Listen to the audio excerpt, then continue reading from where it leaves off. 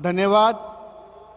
मंच पर उपस्थित अखिल कांग्रेस कमेटी के राष्ट्रीय अध्यक्ष मल्लिकार्जुन खड़गे साहब, मंच पर उपस्थित प्रेरणा सोत, पूर्व कांग्रेस के राष्ट्रीय अध्यक्ष मैडम सोनिया गांधी जी, मंच पर उपस्थित हम युवाओं की दिलों की धड़कन हमारे नेता पूर्व एआईसीसी के अध्यक्ष श्री राहुल गांधी जी, मंच पर उपस्थित कांग्रेस के महासचिव संगठन प्रभारी केसी वेणुगोपाल जी, मंच पर उपस्थित हमारे नेता कांग्रेस पार्टी के जनरल सेक्रेटरी श्रीमती प्रियंका गांधी जी, सम्मानित मंच और यहाँ पर उपस्थित पूरे देश भर से आए हुए कांग्रेस पार्टी के एआईसीसी मेंबर्स, पीसीसी मेंबर्स, आप सबका आज यहाँ पे स्वागत।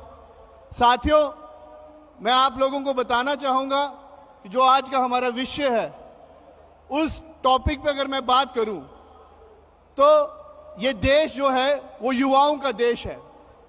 पूरे विश्व में 18 साल की उम्र से लेकर 30 साल की उम्र तक सबसे ज्यादा युवा जो है वो भारत देश में है और इस देश को युवा देश बोला जाता है। परंतु आज इस वर्तमान के समय में जो युवा है, जो छात्र है, वो हताश है। वो हताश इसलिए है कि देश में सबसे बड़ी बीमारी बेरोजगारी की जो बीमारी है वो इस देश में है और उस बीमारी का इलाज दूर दूर तक ये सरकार जो है वो कहीं करने को तैयार नहीं है। वो इसलिए कि हम लोग यहाँ पे सभी बैठे हैं, आप लोगों को जानकारी होगी कि अगर मुझ में से या आप में से कोई कल बीमार होता है तो वो बीमारी का इलाज तब होता है जब मैं और आप सबसे पहले उस बीमारी को मानते हैं।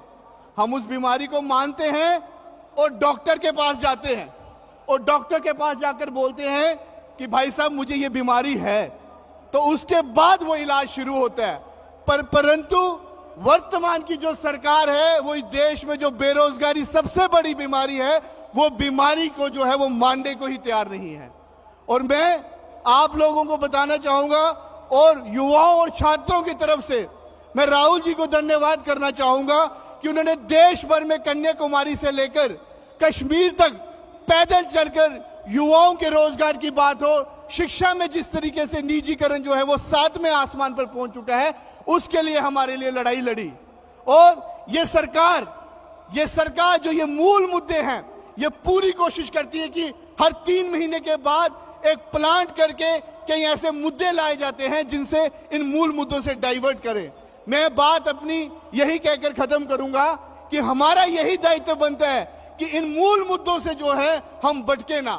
हर 3 महीने के बाद ये कभी लव जिहाद का मुद्दा लेकर आएंगे, कभी ये टीपू सुल्तान को लेकर आएंगे, कभी ये बोलेंगे कि ये शहरों के नाम ठीक नहीं है, शहरों के नाम बदल दो। काश मैं आपको बताना चाहता हूं कि इन शहरों के नाम बदलने से रोजगार मिलता होता तो हम राहुल जी को बोलते कि राहुल जी आप भारत जोड़ो यात्रा ना करें, आप शहरों के नाम बदलने की यात्रा करें, तो वो सबसे आसान काम था। हम इस देश भर में अपनी कांग्रेस पार्टी की लीडरशिप को बोलते कि इस देश में जितनी विधानसभा है, जितने जिले हैं, उन सबके नाम बदल दो, परंतु इस देश के युवाओं को और छात्रों को रोजगार दे दो, परंतु इनसे जो है रोजगार मिलता नहीं है। धन्यवाद। मेरे जैसे एक आम कार्यकर्ता को यहाँ पे बोलने का मौका दिया। जय हिंद, जय भारत। धन्यवाद।